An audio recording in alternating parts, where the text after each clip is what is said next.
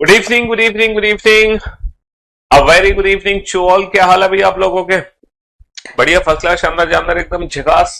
Good evening, good evening, good evening, a very good evening to all. हाँ जी।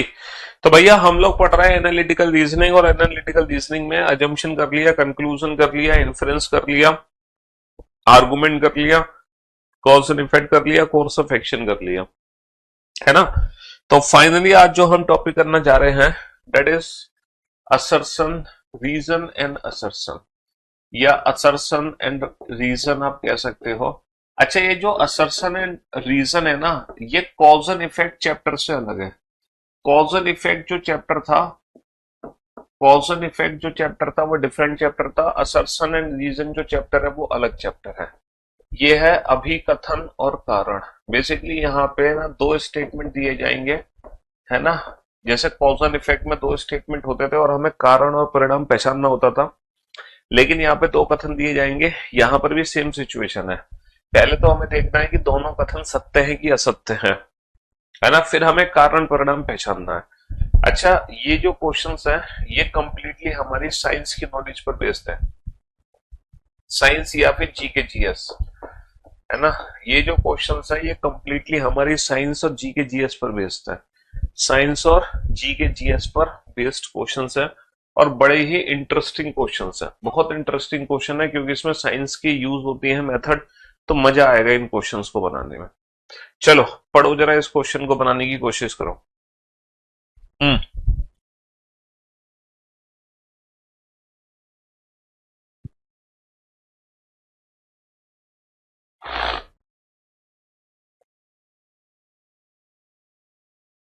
बनाओ।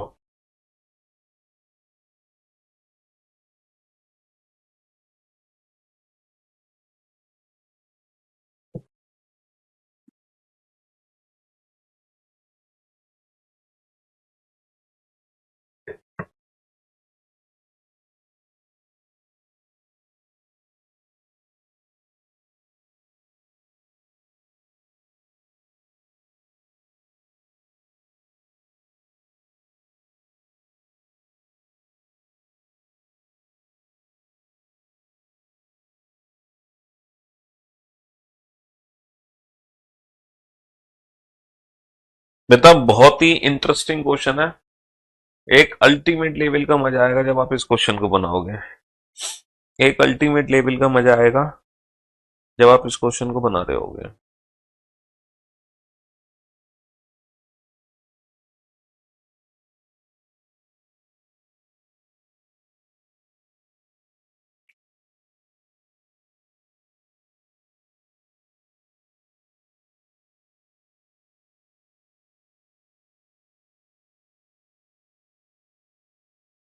हाँ जी, चलिए साहब। अच्छा मुझे एक बात बताओ, we feel comfortable in in hot and humid climate, क्या ये बात सही है? क्या ये बात सच है कि हम कंफर्टेबल फील करते हैं हॉट एंड ह्यूमिड क्लाइमेट में? We feel comfortable in hot and humid climate. जब गर्मी बहुत ज्यादा होती है तो क्या हम कंफर्टेबल फील करते हैं? सर बिल्कुल गलत है। जब गर्मी ज्यादा होती है ना, जब ह्यूमिडिटी ज्यादा होती है, तो हम सहज महसूस नहीं करते हैं। घुटन होने लगती है, चिपचिपाहट होने लगती है ना? Sweat evaporate faster in humid climate. क्या ह्यूमिडिटी में जो पसीना है वो जल्दी इवोपरेट हो जाता है? बिल्कुल गलत बात है। सर जितनी ज्यादा ह्यूमिडिटी पड़ती है हमारा शरीर उतना ज्यादा चिपकने लगता है। तो पसीना गर्मी में इवोपरेट नहीं होता, जबकि उल्टा शरीर से चिपक जाता है। तो यहाँ पर दोनों ही जो कथन है वो असत्य है। तो कौन सा बेस्ट ऑप्शन होगा? Both A and R are false. Both A and R are false. Both A and R are false. अब ए और आर दोनों ही असत्य हैं। ए और आर दोनों ही असत्य है। ना तो हम कंफर्टेबल फील करते हैं ह्यूमिड क्लाइमेट में, और ना ही पसीना जल्दी इवोपरेट होता है ह्यूमिड क्लाइमेट में। तो यहाँ पर दोनों ही जो वाक्य हैं वो असत्य है, बोथ फॉल्स। तो कौन सा ऑप्शन चूज करेंगे? ऑप्शन ई चूज करेंगे हम। कौन सा ऑप्शन चूज करेंगे? ऑप्शन ई चूज करेंगे, ई, है ना? हाँ जी। चलिए, वर्क फ्रॉम होम के लिए चाहते हैं कॉल करें, ये क्या पूछ रहे हो तुम? वर्क फ्रॉम होम करना चाहते हो तो कॉल करें। वाह भाई वाह, गजब। तुम्हारा नंबर मैं लिख दूं बोर्ड पर, तुम्हारा एडवर्टीजमेंट कर दूं मैं, है? तुम बहुत तेज हो रहे हो। हम्म। तुम बहुत तेज हो रहे हो। चलिए साहब, Shimla is colder than Delhi, ये बताओ क्या शिमला दिल्ली की तुलना में ठंडा है? सर ऑब्वियस सी बात है, Shimla is colder than Delhi. अच्छा एक और चीज, कल कल की क्लास के जो दो क्वेश्चन थे ना, वो दो क्वेश्चन के आंसर जल्दबाजी में हमने गलत दे दिए।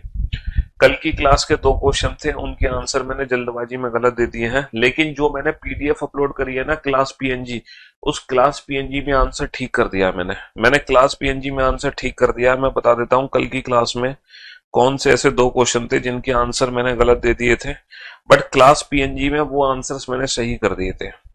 एक तो था क्वेश्चन नंबर 19। क्वेश्चन नंबर 19 का आंसर हमने गलत दे दिया था। देखो क्वेश्चन नंबर 19 ये था, should there be a ban of should there be a ban on advertising junk food, क्या जंक फूड के विज्ञापन पर रोक लगनी चाहिए? तो ये जो जंक फूड का विज्ञापन है ना, इस पे रोक लगनी चाहिए, ये पूछ रहे हैं वो। तो इसमें दो आंसर थे कि हाँ रोक लगनी चाहिए, दूसरा था ना रोक मत लगाओ। लेकिन हाँ और ना से कोई लेना देना नहीं है, उसके पीछे रीजन देखना है। इन्होंने कहा हाँ रोक लगनी चाहिए क्योंकि this will reduce the consumption of the junk food. देखो अगर एडवर्टीजमेंट पे रोक लगेगी तो जो कंजम्पशन है वो डेफिनेटली कम होगा, ऑब्वियस सी बात है। देखो ये जो आप देखते हो पिज्जा का ऐड होता है, केएफसी का ऐड होता है, ये जो एडवर्टीजमेंट होते हैं ये कंजम्पशन को डेफिनेटली इंक्रीज करते हैं। कभी कभी आपने देखा होगा कि कोई टीवी आप देख रहे हो, कोई मूवी देख रहे हो, सीरियल देख रहे हो या एडवर्टाइजमेंट देख रहे हो, वहां पे अगर कोई गोलगप्पे खा रहा बड़े चाव से, तो तुम्हारे गोलगप्पे खाने का मन कर रहा है ना? तो वही चीज है। तो एडवर्टीजमेंट से ना अगर हटा देंगे तो डेफिनेटली जो है कंजम्पशन हमारा डिक्रीज हो जाएगा, इसीलिए एडवर्टीजमेंट पे रोक लगनी चाहिए। तो ये वाला जो आर्गुमेंट था ये स्ट्रॉन्ग था, हमने कल जल्दबाजी में इसको गलत कर दिया था। एक तो क्वेश्चन नंबर 19, दूसरा क्वेश्चन नंबर 21। क्वेश्चन नंबर 21 भी देखो हमने गलत आंसर दे दिया था। क्या should there be a ban on hunting of a wild animal, ये कह रहे हैं क्या जंगली जानवरों के शिकार पे रोक होनी चाहिए? तो उसमें दो आर्गुमेंट थे, हाँ जंगली जानवरों के शिकार पे रोक होनी चाहिए, ये कह रहे हैं नहीं होनी चाहिए। ये तो वैसे ही गलत हो गया क्योंकि ना के पीछे तो रीजन वैसे भी गलत ही होगा, है ना? जंगली जानवरों के शिकार पे रोक होनी चाहिए, ये कह रहे हैं हाँ रोक होनी चाहिए, बिल्कुल रोक होनी चाहिए। अब हाँ के पीछे को जो रीजन था वो हमने कल सही कर दिया था, लेकिन वो रीजन एक्चुअल में गलत है, हम उस रीजन को ढंग से पढ़ नहीं पाए। ये पता है वो रीजन क्या दे रहे थे कि जंगली जानवरों के शिकार पे इसलिए रोक रखनी चाहिए क्योंकि इससे पता है क्या होता है, इससे जो शिकार कर रहा होता है ना उसकी जान को खतरा होता है।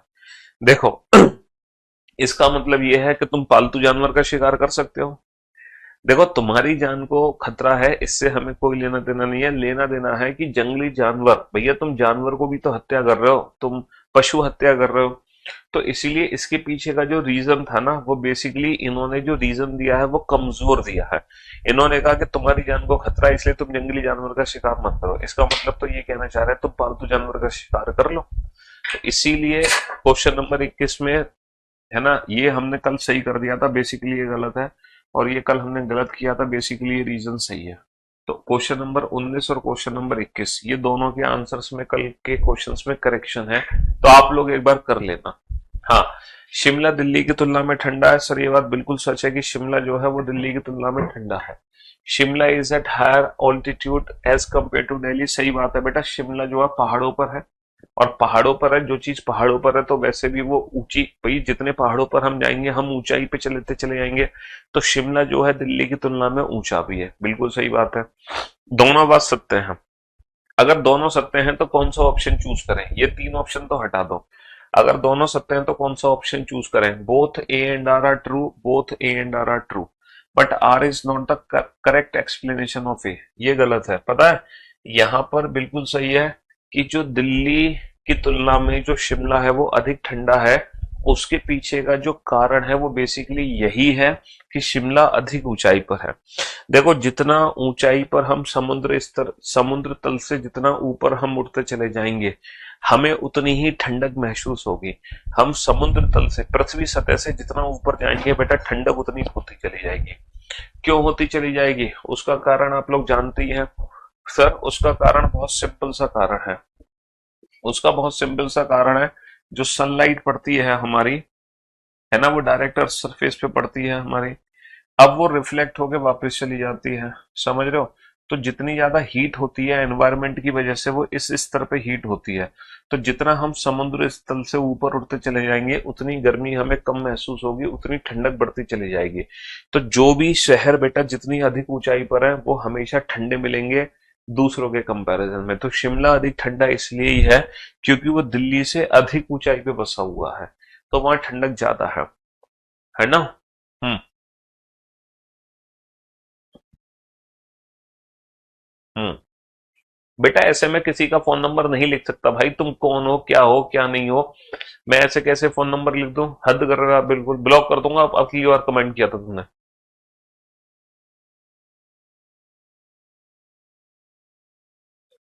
घरेलू गैस सिलेंडर में रिसाव का पता लगाया जा सकता है जब घरों का सिलेंडर लीक करता है तो तुम्हें गैस की स्मेल आने लगती है ना, तुरंत कहते हो सर स्मेल आ रही है गैस की। तो बिल्कुल सच बात है बेटा, leakage in household gas cylinder can be detected. अच्छा, LPG has a strong smell. क्या लिक्विड पेट्रोलियम गैस जो एलपीजी है, जो घरों के सिलेंडर में गैस भरी जाती है एलपीजी, क्या उसमें एक स्ट्रॉन्ग स्मेल होती है? गलत जवाब, उसमें स्ट्रॉन्ग स्मेल नहीं होती। सर तुम तो कह रहे हो गैस लीक का पता लगा सकते हैं, फिर तुम कह रहे हो कि एलपीजी में स्ट्रॉन्ग स्मेल नहीं होती, फिर क्या चक्कर है? बेटा एलपीजी की अपनी कोई स्ट्रॉन्ग स्मेल नहीं होती है, एलपीजी में अलग से इथाइल मरकैप्टन मिलाया जाता है। एलपीजी में हम लोग पता क्या करते हैं, एलपीजी के अंदर हम इथाइल मरकैप्टन को मिलाते हैं, और जब हम इथाइल मरकैप्टन को मिलाते हैं, है ना, तो वो इथाइल मरकैप्टन का काम क्या होता है? उस इथाइल मरकैप्टन का काम होता है ना, उस इथाइल मरकैप्टन का काम होता है, क्या काम होता है ना, ये है इथाइल मरकैप्टन, ये है इथाइल मरकैप्टन, इसका काम होता है स्मेल को बनाना। ये है इथाइल मरकैप्टन, ये स्मेल बनाता है। ये है इथाइल मरकैप्टन, ये स्मेल बनाता है। ये उसका केमिकल फॉर्मूला है। आप लोग जानते हैं काला, काला एटम क्या होता है? कार्बन, है ना। काला क्या है? काला है कार्बन, है ना। काला, काला ये है कार्बन। और ये जो पीला है और जो व्हाइट है, पीला क्या होता है? फास्फोरस होता है। और व्हाइट क्या होता है? व्हाइट होता है हाइड्रोजन। व्हाइट क्या होता है? हाइड्रोजन होता है ना। तो इथाइल मरकैप्टन का फॉर्मूला क्या बन गया? CH3। फॉर्मूला क्या बन गया? CH3 CH2, CH3 CH2 ethyl mercaptan, CH3 CH2 PA। नहीं, ये सल्फर होता है, फास्फोरस नहीं, ये सल्फर होता है, सल्फर। ये बन गया पीला बेटा, सल्फर होता है, sulphur. CH3 CH2SH, CH3 CH2SS। ये इथाइल मरकैप्टन हम मिलाते हैं, और इस इथाइल मरकैप्टन की ही स्मेल होती है जो एलपीजी में हमें, जैसे ही सिलेंडर लीक होता है तो हमें गैस की स्मेल आती है। बेसिकली वो इथाइल मरकैप्टन होता है। क्या होता है वो? Ethyl mercaptan. उसका केमिकल फॉर्मूला मैंने आपको बता दिया, है ना। CH3 CH2SH, CH3 CH2SS ethyl mercaptan, ठीक है, इथाइल मरकैप्टन। इसको इथेनीथियोल भी बोलते हैं, है ना। मरकैप्टन के नाम से जानते हैं इसको, थायल और मरकैप्टन।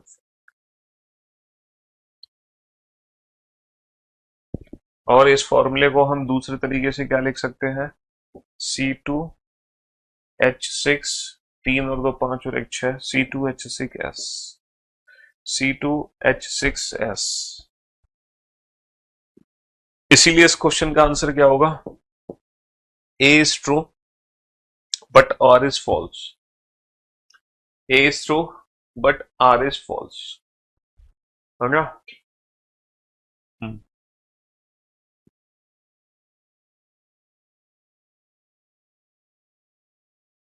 नेक्स्ट, डॉक्टरों द्वारा टूटी हुई हड्डियों को सही करने के लिए प्लास्टर ऑफ पेरिस का उपयोग करते हैं। जी हाँ, ये बात बिल्कुल सच है कि जब हाथ की हड्डी, पैर की हड्डी टूट जाती है तो बेटा प्लास्टर ऑफ पेरिस का इस्तेमाल किया जाता है। और ये वही प्लास्टर ऑफ पेरिस है जिसको हम पीओपी कहते हैं। ये वही प्लास्टर ऑफ पेरिस है जो पीओपी है, समझ रहे हो? ये वही प्लास्टर ऑफ पेरिस है जो पीओपी है। पीओपी आपको पता ही होगा, क्यों भाई? पीओपी के बारे में जानते हो तुम? पीओपी जो घरों में दीवारों पे लगाया जाती है, हाँ जी, ये घरों में दीवारों पे लगाते हैं ना, यही पीओपी है जो तुम्हारे प्लास्टर में डॉक्टर इस्तेमाल करता है। ये वही पीओपी है जो छतों पे लगाई जाती है ना, जो डिजाइन बनती है जिससे। और यही पीओपी है जो डॉक्टर प्लास्टर चढ़ाता है, यही पीओपी है जिससे डॉक्टर हमारे हाथ में प्लास्टर चढ़ाता है। घरों के इस्तेमाल होने वाली POP he plaster of Paris कहलाती है। जब प्लास्टर ऑफ पेरिस को पानी के साथ मिलाया जाता है तब खंडित अंगों के चारों ओर लगाया जाता है तो यह कठोर द्रव्यमान में बदल जाता है। बिल्कुल सही बात है। और यही इसकी करेक्ट एक्सप्लेनेशन है कि डॉक्टर टूटी हुई हड्डियों को जोड़ने के लिए प्लास्टर ऑफ पेरिस का उपयोग करता है। Both A and R are true and R is the correct explanation of A, है ना, correct explanation of A. Hmm, सही है बेटा। मैं पहले अपनी टीम से वेरीफाई कराऊंगा तब बताऊंगा तुम्हें, तुम मेरे को परेशान मत करो कमेंट करके। We prefer to wear white cloth in winter. क्या हम सर्दियों में सफेद कपड़े पहनना पसंद करते हैं, ये बताओ। क्या हम सर्दियों में सफेद कपड़े पहनना पसंद करते हैं? किसने कहा भाई सर्दियों में हमेशा डार्क कपड़े पहने जाते हैं? डार्क, सर्दियों में सफेद कपड़े नहीं पहने जाते हैं। डार्क इसलिए पहने जाते हैं सर्दियों में क्योंकि वो हीट को एब्जॉर्ब कर लेते हैं। तो जब वो हीट को एब्जॉर्ब कर लेते हैं तो हम गर्म महसूस करते हैं, इसलिए सर्दियों में डार्क कपड़े पहनते हैं। White clothes are good reflector of heat, ये सही बात है। जो सफेद कपड़े होते हैं, जो लाइट कपड़े होते हैं, उनसे हीट ना रिफ्लेक्ट हो जाती है।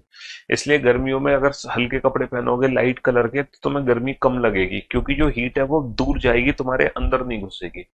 तो A is false but R is true. A is false but R is true.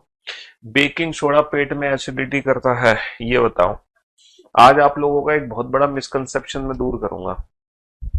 आज आप लोगों का एक बहुत बड़ा मिसकंसेप्शन दूर होगा इस क्वेश्चन को सॉल्व करने के बाद। जरा इस क्वेश्चन को ध्यान से पढ़ो तो। हम्म,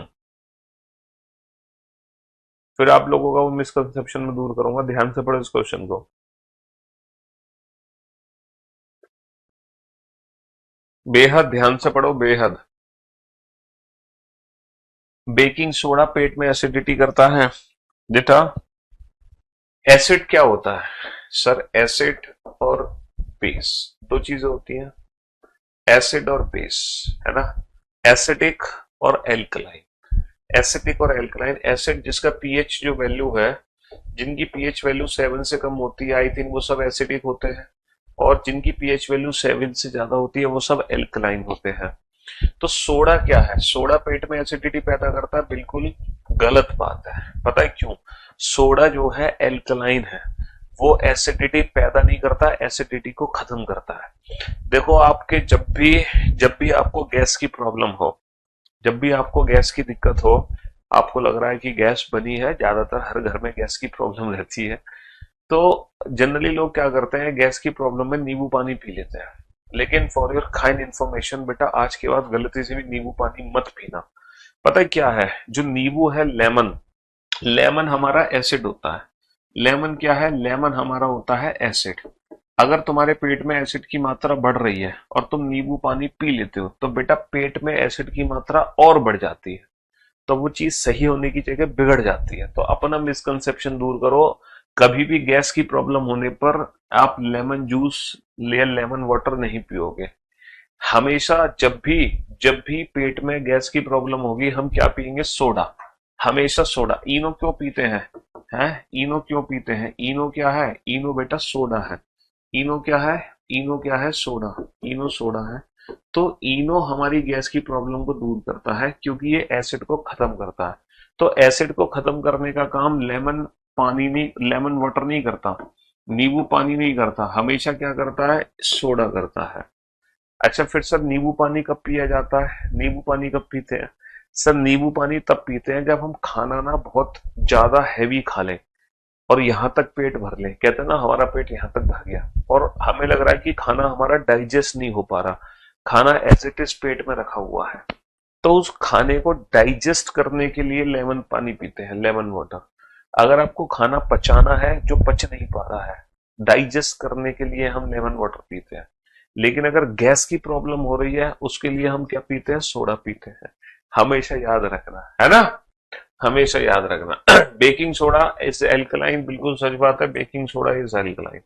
ए is false, sorry, A is true, sorry, A is false but R is true. A is false but R is true. A is false but R is true. चलिए नेक्स्ट।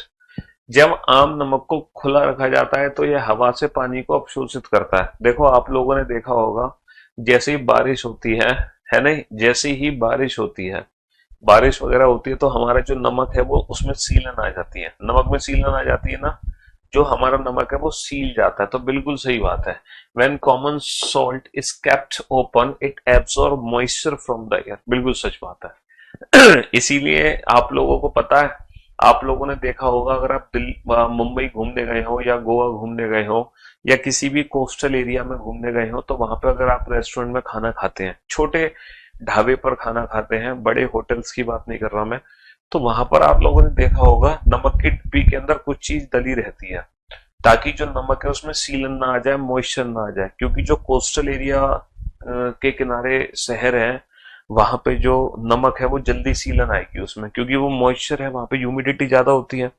तो आप लोगों ने देखा होगा उन रेस्टोरों में नमक की सीसी के अंदर क्या चीज होती है जिससे नमक में सीलन पैदा नहीं होती, बताओ। ये काम तुम अपनी मम्मी को भी बता सकते हो, हालांकि आपकी मम्मी को पहले से पता ही होगा कि नमक की सीसी को अगर सीलने से बचाना है नमक को, तो उसमें क्या डाल दो बेटा, नमक के अंदर चावल के दाने डाल दो। चावल के अंदर दाने डाल दोगे ना, तो जो वाटर होगा वो बेसिकली चावल एब्जॉर्ब कर लेगा, तो आपके नमक में सीलन नहीं आएगी। आपने देखा होगा जब मोबाइल फोन पुराने टाइम में आपने कभी सीरियल मूवी देखी होगी, तो उसमें अगर मोबाइल फोन हमारा पानी में गिर जाता है तो उसको कहाँ रखते हैं, धूप वगैरह में, या सुखा तो वैसे सकते नहीं है, तो उसको तुरंत कहाँ रख देते हैं, चावल के डिब्बे के अंदर डाल देते हैं मोबाइल फोन को। क्योंकि जो चावल है वो बहुत जल्दी मॉइस्चर्स को एब्जॉर्ब कर लेता है, पानी को एब्जॉर्ब कर लेता है। राइस, ठीक है। हाँ जी, common salt contain magnesium chloride. अब तुम कहोगे सर कॉमन सॉल्ट में मैग्नीशियम क्लोराइड कहाँ होता है, सर कॉमन सॉल्ट में मैग्नीशियम क्लोराइड कहाँ होता है, लेकिन तुम गलत हो, कॉमन सॉल्ट में मैग्नीशियम क्लोराइड होता है। बेसिकली कॉमन सॉल्ट का फॉर्मूला क्या होता है, NaCl। इसमें जो मैग्नीशियम क्लोराइड होता है ना, वही मैग्नीशियम क्लोराइड ही तो है, वही तो मैग्नीशियम क्लोराइड बेसिकली इम्प्योरिटी होती है। ये क्या होती है, इम्प्योरिटी। मैग्नीशियम क्लोराइड इम्प्योरिटी होती है, और इसी इम्प्योरिटी की वजह से ही है ना एनवायरमेंट से नमक के अंदर मॉइस्चर आता है। इस NaCl जो प्योर नमक है ना, वो कभी सीलन नहीं खाएगा। प्योर नमक NaCl वही नमक सीलता है जिसमें इम्प्योरिटीज मिली होती है, और इम्प्योरिटीज क्या होती है, मैग्नीशियम क्लोराइड। और ऑब्वियसली बात है, इम्प्योरिटी तो मिलेगी मिलेगी, हम नमक को पानी से बना रहे हैं, कितनी उससे बना रहे हैं। तो both A and R are true and R is the correct explanation of A।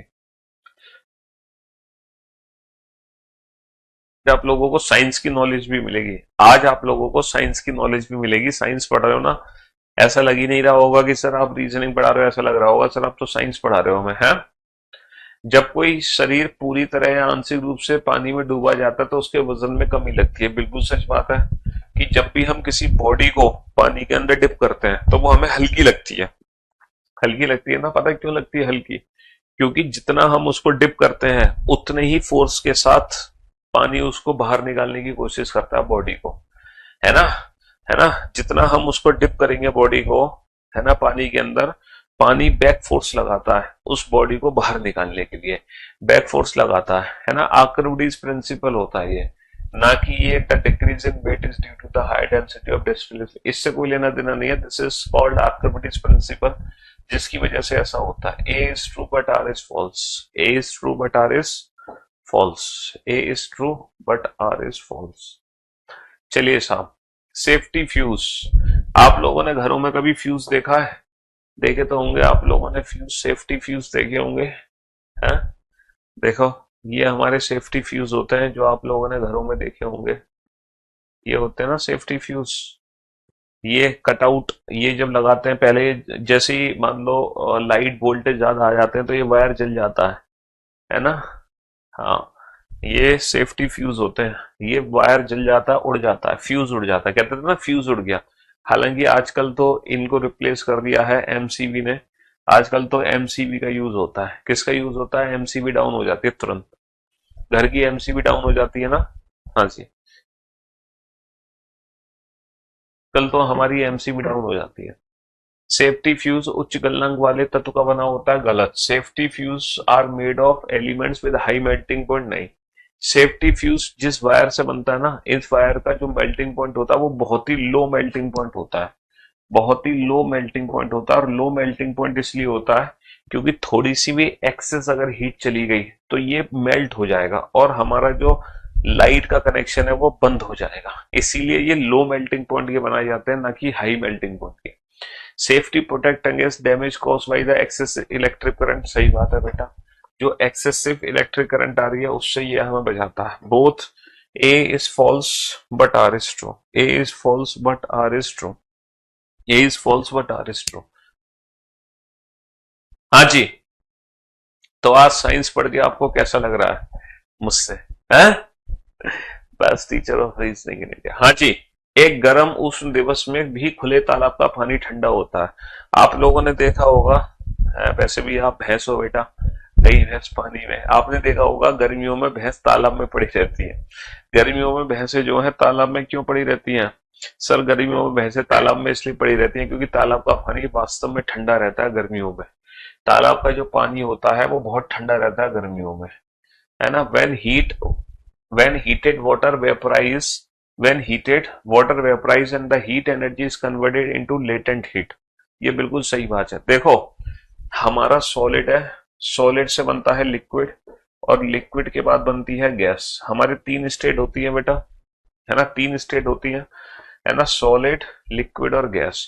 तो बेसिकली क्या होता है, गैस जब हम पानी को बॉईल करते हैं उसके बॉइलिंग पॉइंट पर 100 डिग्री सेल्सियस पर, तब उसके जो मॉलिक्यूल्स हैं वो अपनी स्टेट चेंज कर लेते हैं। वो मॉलिक्यूल्स बेटा गैसियस स्टेट में कन्वर्ट हो जाते हैं। कब? जब ये 100 डिग्री सेल्सियस पे गर्म होता है और जब ये बॉईल होने लगता है। बॉईल होने के बाद ये चेंजेस होते हैं। तो क्या सर तालाब में भी ऐसा होता है कि जो तालाब के अंदर का पानी है ना, जब सनलाइट हमारी पड़ती है सर, तो सनलाइट पड़ने की वजह से क्या ये पानी बॉईल होने लगता है? ये तो गर्म होने लगेगा। आप कह रहे हो कि सब तालाब का पानी ठंडा होता है। एग्जैक्टली पता है क्या होता है, जब ये सनलाइट तालाब के पानी पे पड़ती है तो ये जो पानी है ना, ये बॉईल नहीं होता। ये बॉईल नहीं होता, ये 100 डिग्री सेल्सियस पे बॉईल नहीं होता, बट ये पानी बिना बॉईल हुए अपनी स्टेट को चेंज कर लेता है। ये जो वाटर है ना, बिना बॉईल हुए बाष्पीकृत हो जाता है और ये गैसियस स्टेट में कन्वर्ट हो जाता है। और इसको बोलते हैं हम, इसमें होता है लेटेंट हीट का कंसेप्ट, गुप्त ऊष्मा का कंसेप्ट आता है इसमें। जब कोई भी सब्सटेंट एक स्टेट से दूसरे स्टेट में चेंज होता है ना, जैसे कि वाटर को गैस में चेंज कर रहे हो बिना बॉईल किए, तो वहां पे गुप्त ऊष्मा का उपयोग होता है और वही गुप्त ऊष्मा का उपयोग यहाँ पर होता है। गुप्त ऊष्मा में बदल जाती है, मतलब पानी गर्म हो गए तुरंत बाष्पीकृत हो जाता है, तो गरम गरम पानी यहाँ से हटता रहता है। तो तालाब के अंदर हमेशा ठंडा पानी बना रहता है। तालाब के अंदर हमेशा ठंडा पानी बना रहता है। Both A and R true and R is the correct explanation of A. आपने शायद लेटेंट हीट के बारे में पढ़ा होगा, जब एक चीज दूसरी फॉर्म में स्टेट में कन्वर्ट होती है ना, एक पदार्थ दूसरे पदार्थ में कन्वर्ट होता है।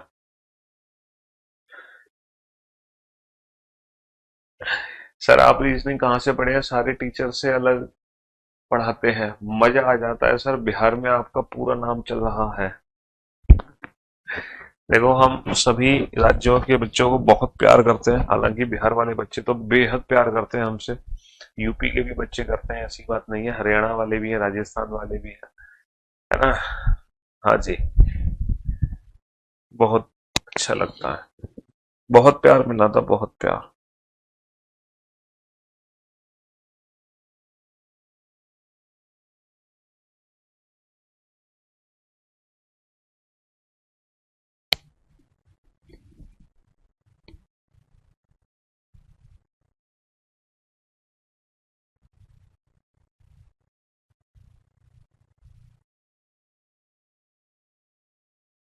हाँ जी, कार्बन अन्य तत्वों की अपेक्षा अधिक यौगिक बना सकता है। Carbon can form more compound than the other element, बिल्कुल सही बात है। Carbon can form more compounds than other element. Carbon can exist in different from, सही बात है।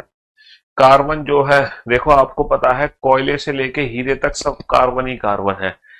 कोयले से लेके हीरे तक सब कार्बन ही कार्बन है, कार्बन हर स्टेज में पाया जाता है ना, गैस, लिक्विड और आपका क्या कहते हैं सॉलिड, डायमंड, मतलब हर चीज कार्बन है कार्बन। तो कार्बन के सबसे ज्यादा बॉन्ड होते हैं, कार्बन सिंगल बॉन्ड भी बनाता है, कार्बन डबल बॉन्ड भी बनाता है, कार्बन ट्रिपल बॉन्ड भी बनाता है। तो कार्बन के सबसे ज्यादा बॉन्ड होते हैं ना, सबसे ज्यादा यौगिक बना सकता है, इसलिए कार्बन डिफरेंट डिफरेंट स्टेज में पाया जाता है, इसलिए कार्बन डिफरेंट डिफरेंट स्टेज में पाया जाता है। बिल्कुल सही बात है। हाँ जी, देखो ये हिस्ट्री का क्वेश्चन आ गया। वर्ष 1928 में लाहौर में लाला लाजपत राय के नेतृत्व में साइमन कमीशन का विरोध आयोजित किया गया था। ये बताओ साइमन कमीशन का विरोध आयोजित किया गया था, हालांकि ये अभिषेक सर इस क्वेश्चन को वेरीफाई कर देंगे। वर्ष 1998 में लाला, है ना, लाहौर में लाला लाजपत राय के नेतृत्व में साइमन कमीशन का go Simon back, go Simon go, not a single Indian member was included in the Simon commission. भैया लाला लाजपत राय ने साइमन कमीशन का विरोध क्यों किया था? क्योंकि उसमें एक भी सिंगल इंडियन नहीं था साइमन कमीशन में, है ना, गो साइमन गो, 12 वाला नारा आया था ना, Simon go back, go Simon गो। ये हमारे ज्योग्राफी का क्वेश्चन आ गया, ये विवेक सर आपको कंफर्म कर देंगे। हिमालय की मिट्टियों में ह्यूमस प्रचुर मात्रा में पाया जाता है। बिल्कुल सही बात है बेटा, ह्यूमस बहुत पाया जाता है हिमालय की मिट्टियों में। ह्यूमस क्या होता है कि मतलब काफी सालों से जो जीवाश्म है वो उसके अंदर आ जाता है, वो ह्यूमस होता है। Most of the area in the Himalayas are forested, बिल्कुल सही बात है। और यही कारण है कि हिमालय की मिट्टी में ह्यूमस बहुत पाया जाता है, यही मेन रीजन है। चलिए, किसी गैस को दबाव डालकर आसानी से संपीड़ित किया जा सकता है। सच बात है बेटा, गैस को हम आसानी से कंप्रेस कर सकते हैं। और क्यों कंप्रेस कर सकते हैं? क्योंकि आप जानते ही हो कि जो गैसियस मॉलिक्यूल्स होते हैं उनके बीच में स्पेस बहुत ज्यादा होता है। लिक्विड में थोड़ा कम होता है, सॉलिड में बहुत कम होता है। ये हमारे मॉलिक्यूल्स होते हैं, एटम्स होते हैं। हाँ जी, तो हम लोग जानते हैं गैस को हम आसानी से सप्रेस कर सकते हैं, लिक्विड को भी कर सकते हैं, लेकिन सॉलिड को बड़ी मुश्किल से कर पाते हैं, है ना। किसी गैस को दबाव डालकर आसानी से कंप्रेस कर सकते हैं। Since the inter particle space between gases are very large, they can decrease by applying pressure. बिल्कुल सही बात है, बिल्कुल ही सही बात है, बिल्कुल सही बात है, बिल्कुल सही बात है। चलिए साहब, नेक्स्ट, अधिक ऊंचाई की तुलना में समुद्र तल पर भोजन पकाना आसान है। ये क्वेश्चन बड़ा इंटरेस्टिंग है, ये पर्सनली मुझे बहुत अच्छा क्वेश्चन लगता है, बेहतरीन क्वेश्चन लगता है। The boiling point of water increases at higher altitude. भाई साहब, इस क्वेश्चन में बहुत कंसेप्ट यूज होते हैं, गजब का कॉन्सेप्ट यूज होता है इस क्वेश्चन में, गजब का कॉन्सेप्ट। अच्छा ये बताओ, boiling point of water increases at higher altitude. हम जितनी हाइट पे जाते हैं, जैसे जैसे हमारी समुद्र तल से हाइट बढ़ती जाती है, तो हाइट के बढ़ने के साथ साथ जैसे जैसे हमारी हाइट बढ़ती जाती है, तो हाइट बढ़ने के साथ साथ जो एटॉमिक प्रेशर है, जो एटॉमिक प्रेशर है हमारा, है ना, जो एटमॉस्फेरिक प्रेशर है, एटमॉस्फेरिक प्रेशर का क्या होता है सर? एटमॉस्फेरिक प्रेशर डिक्रीज होता चला जाता है, क्योंकि जैसे जैसे हम ऊपर उठते चले जाएंगे प्रेशर कम होता चला जाएगा, एटमॉस्फेरिक प्रेशर। ये तो आप जानते ही हो ना कि भाई यहाँ पर पूरा मान लो पूरा एनवायरमेंट है, यहाँ पे पूरा एनवायरमेंट है, तो उसका सबसे ज्यादा प्रेशर कहाँ लगेगा? यहाँ लगेगा, इस पॉइंट पे लगेगा। और जैसे जैसे हम ऊपर उठते जाएंगे प्रेशर एनवायरमेंट का कम होता चला जाएगा। तो जो एटमॉस्फेरिक प्रेशर है, जो एटमॉस्फेरिक प्रेशर है वो हाइट बढ़ने के साथ साथ कम होता चला जाता है। अच्छा, प्रेशर कम होने से क्या होता है? प्रेशर कम होने से पता है क्या होता है? जो बॉइलिंग पॉइंट है ना वो भी हमारा कम हो जाता है, बॉइलिंग पॉइंट हमारा कम हो जाता है। भाई हाइट बढ़ने से एटमॉस्फेरिक प्रेशर कम होगा, एटमॉस्फेरिक प्रेशर कम होने से बॉइलिंग पॉइंट कम हो जाएगा। और जब बॉइलिंग पॉइंट कम हो जाएगा, मान लो, है ना, मान लो, अच्छा ये बताओ, कुकर में, कुकर जो कुकर होता है, कुकर में कोई भी खाना जल्दी क्यों पक जाता है? कुकर के अंदर खाना जल्दी क्यों पकता है? पता है क्यों? क्योंकि कुकर के अंदर प्रेशर बढ़ जाता है, कुकर के अंदर प्रेशर बढ़ जाता है।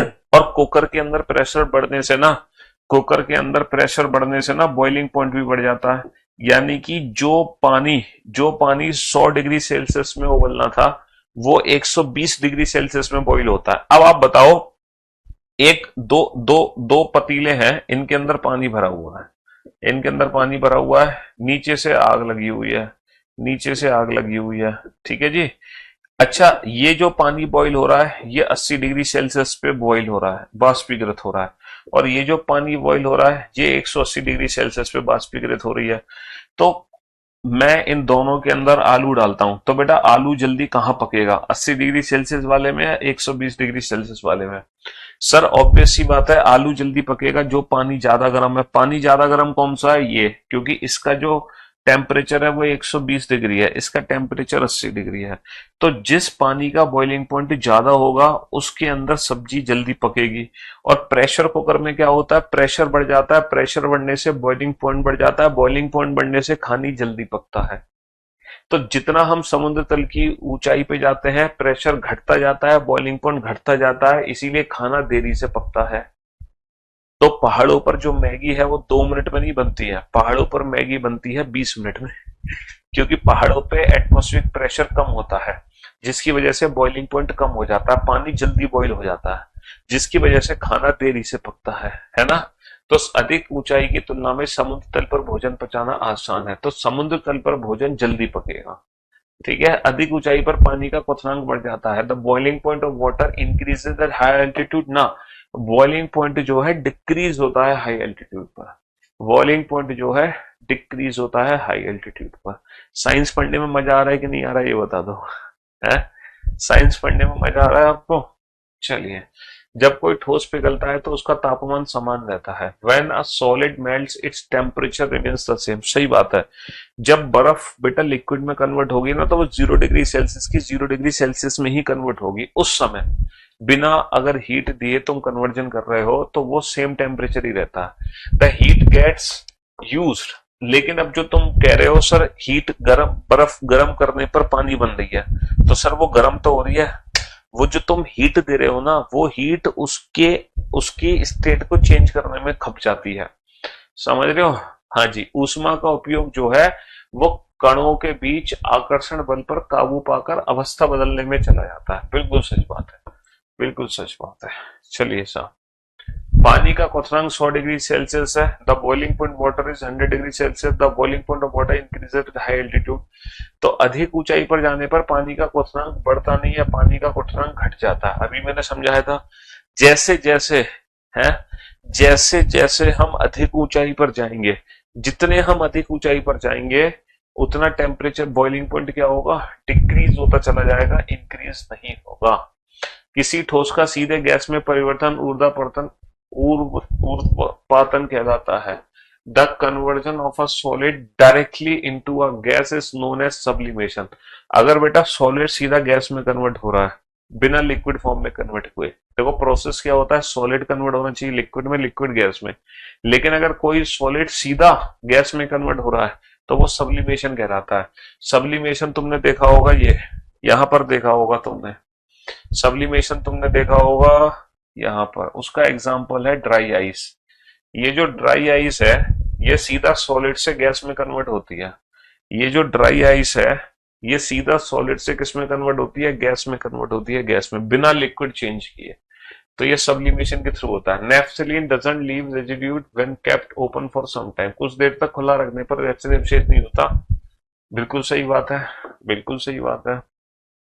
हाँ जी, नेक्स्ट, गर्म करने के लिए उबलते पानी में भाप बेहतर है। देखो, steam is better than the boiling water for the heating purpose. पूछो क्यों? आप बेटा गर्म पानी से या भाप, अगर जीवन में आपने कभी एक्सपीरियंस किया हो, वैसे मैं नहीं चाहता भगवान किसी को एक्सपीरियंस कराए, लेकिन बचपन में हम सर्दियों में सारे बच्चे जो हैं इस चीज को झेल चुके होते हैं कि गर्म पानी और भाप, भाप से जब हम जलते हैं तो ज्यादा जलते हैं जबकि गर्म पानी से कम जलते हैं। ये बिल्कुल सच बात है। गर्म करने के लिए उबलते पानी से बेहतर भाप होती है। Steam contain more heat in the form of the latent heat than boiling water. सही बात है बेटा, स्टीम के अंदर मोर हीट होती है, स्टीम के अंदर मोर हीट होती है, और वो उसकी करेक्ट एक्सप्लेनेशन भी है। स्टीम के अंदर क्या होती है, मोर हीट होती है। चीनी और नमक दोनों पानी में आसानी से घुल जाते हैं। बिल्कुल सच बात है बेटा, हमने नमक का पानी भी पिया, हमने चीनी का पानी भी पिया है ना। हमने नमक का पानी भी पिया, हमने चीनी का। Sugar and salt are solid and hence it easily dissolve in water.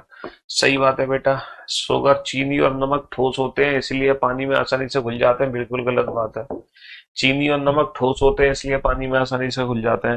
बेटा ठोस तो लकड़ी भी है, ठोस तो लकड़ी भी है, तो क्या लकड़ी पानी में आसानी से घुल जाती है? ठोस तो लकड़ी भी है, क्या लकड़ी भी पानी में आसानी से घुल जाती है? हाँ जी। कुछ देर तक खुला रखने पर नेफ्थलीन अवशेष नहीं छोड़ता है, यहाँ कुछ गड़बड़ हुई है। नेफ्थलीन डजंट, लेकिन ये नेफ्थलीन इसकी करेक्ट एक्सप्लेनेशन नहीं है। किसी ठोस का सीधे गैस में परिवर्तन ऊर्जा परिवर्तन कहलाता है। Both A and R true but R is not the correct explanation. दोनों अलग अलग सत्य हैं बट ये इसकी एक्सप्लेनेशन नहीं है सब्लिमेशन की, उसका एग्जाम्पल है। उसका क्या है? एग्जाम्पल है, एग्जाम्पल। बर्फ पानी पर तैरती है, density of ice is lesser than water.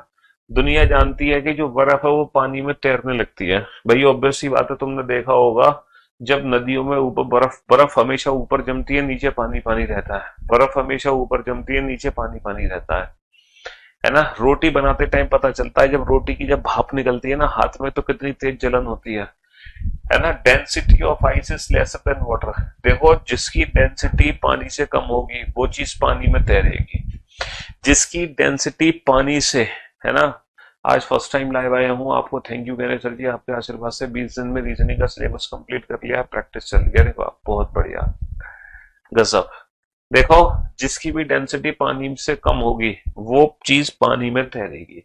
आप लोगों ने देखा होगा जब हम लाइफ जैकेट पहन लेते हैं, तो लाइफ जैकेट पहनने से हम पानी में तैरते क्यों हैं, ये बताओ।